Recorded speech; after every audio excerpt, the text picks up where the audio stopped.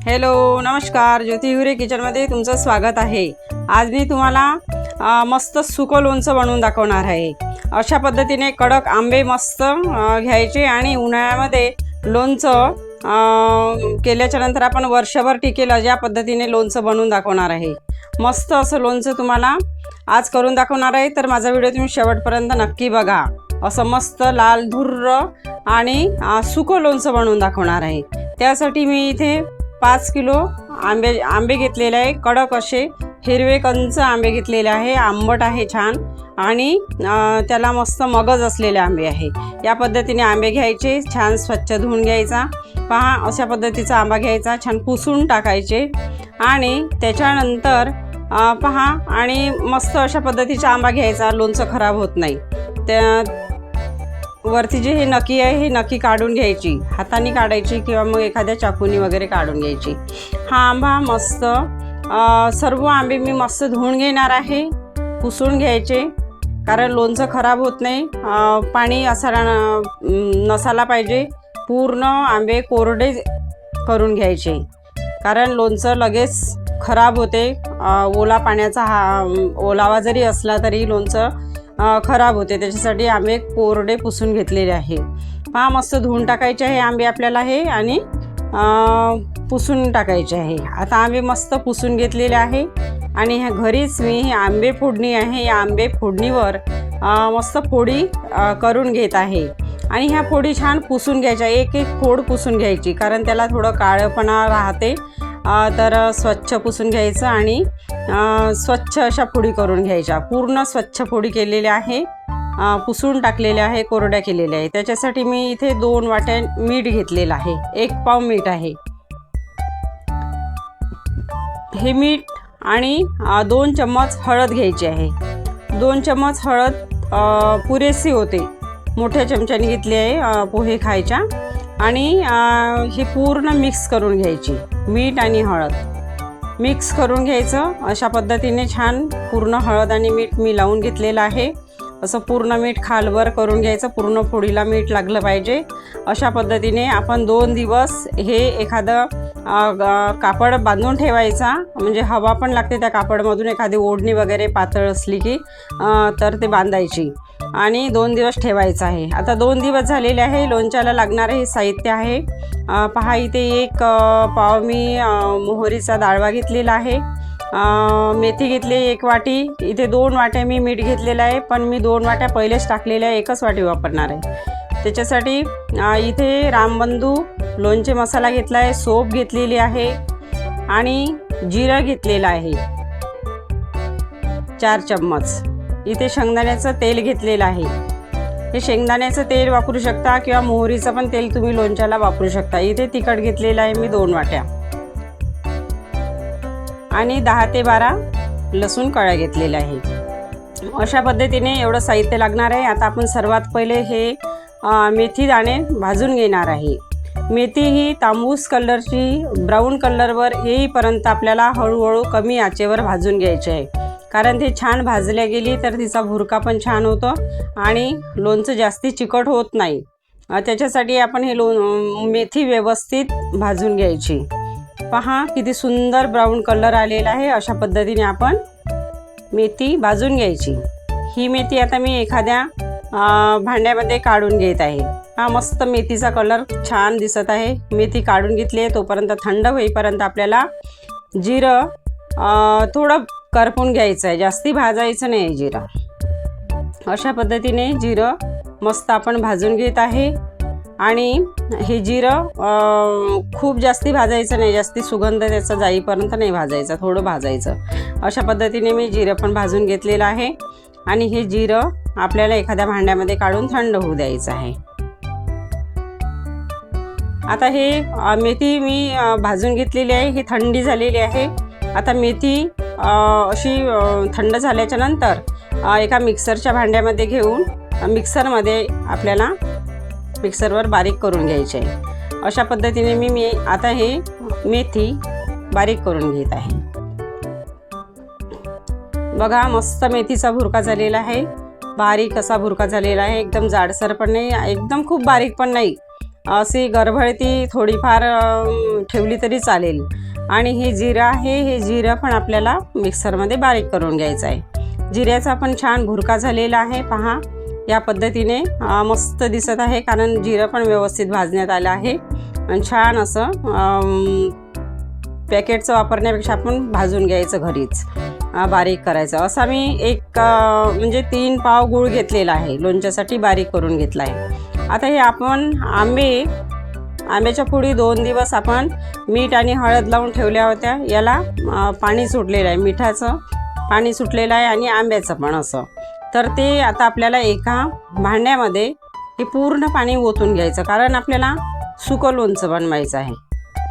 सुकं लोणचं जर बनवलं नाही तर तुम्ही हे पाणी लोणच्यामध्ये वापरू शकता रश्श्यासाठी.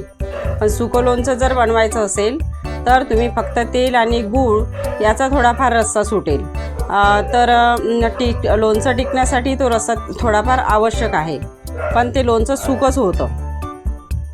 अशा पद्धतीने मी पूर्ण लोणच्याच्या फोडीतलं पाणी काढून घेतलं आहे आणि याच्यामध्ये थोड्याफार फोडी निघून गेले आहे, तर हे आपण काढून टाकायचे. आणि हे पाणी आता आपल्याला बाजूला ठेवायचं आहे.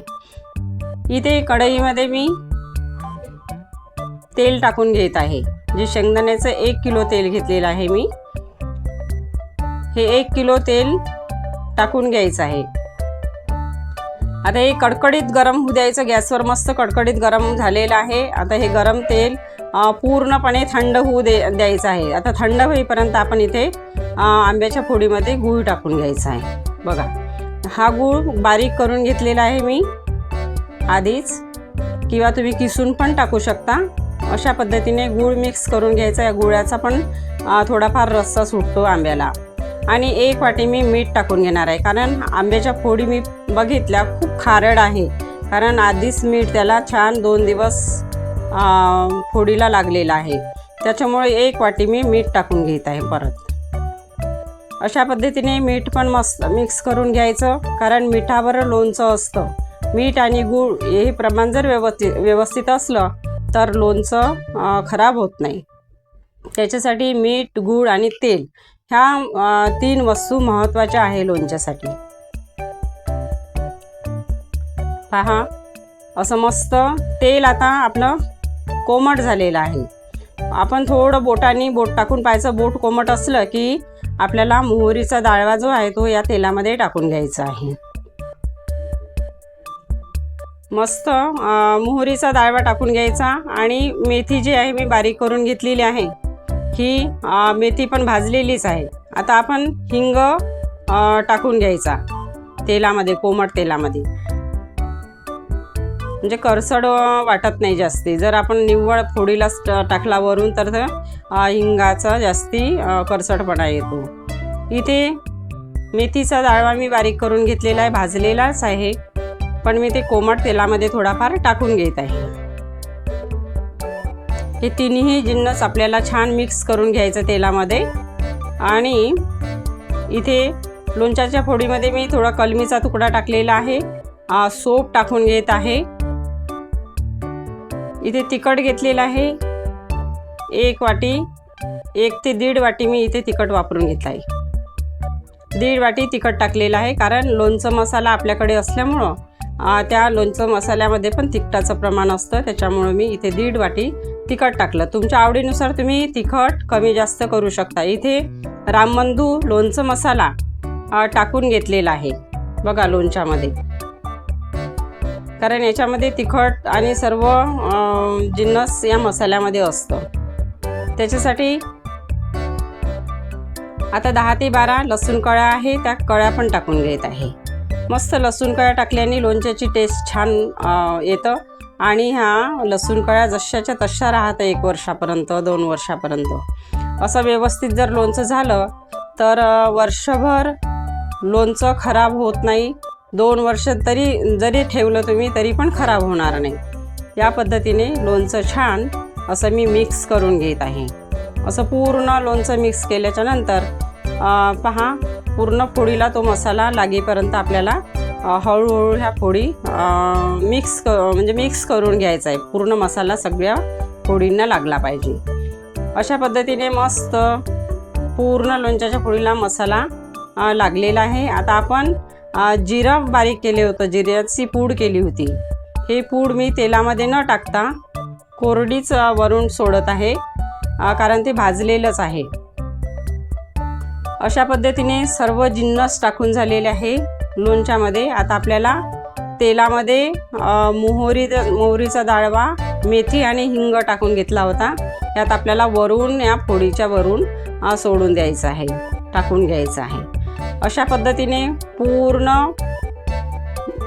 मेथी, मोहरी हा मसाला जो आहे हा पूर्ण फोडीच्या वरती मी टाकून घेत आहे आणि पूर्ण मिक्स करून घ्यायचा. आता पूर्ण फोडीला हा मोहरीचा डाळवा, हिंग आणि मेथी पूर्ण फोडीला लागेपर्यंत मस्त मिक्स करून घ्यायचं. पहा अशा पद्धतीने किती सुंदर कलर दिसत आहे. मस्त लोणच्याला कलर पण सुंदर आलेला आहे. पहा तुम्ही बघू शकता किती सुंदर कलर आला आहे. विकतचं लोणचं आणण्यापेक्षा जर आपण घरच्या घरी जर असं लोणचं करून बघितलं तर वर्ष 2 वर्ष हे लोणचं टिकतं आणि घरच्या लोणच्याची वेगळी टेस्ट असतं. अशा पद्धतीने तुम्ही लोणचं घरी नक्की करून बघा. जर हे लोणच्याची रेसिपी माझी पसंत आली असेल तुम्हाला तर मला कमेंट करा आणि लाईक करायला विसरू नका. बघा किती सुंदर लोणचं आपलं तयार झालेलं आहे. रस्स्याचं लोणचं मी माझ्या चॅनलवर मागच्या वर्षी लोणच्याची रेसिपी टाकली आहे, ती तुम्ही माझ्या चॅनलला जाऊन बघू शकता. अशा पद्धतीने आपलं छान लोणचं तयार झालेलं आहे, सुकं लोणचं तयार झालेलं आहे. यावर्षी मी तुम्हाला सुकं लोणचं बनवून दाखवलं आहे. ही जर रेसिपी माझी तुम्हाला पसंत आली असेल तर नक्कीच शेअर करा आणि सबस्क्राईब करायला बिलकुल विसरू नका. माझी ही रेसिपी तुम्हाला पसंत आली असेल तर एक कमेंट जरूर करा.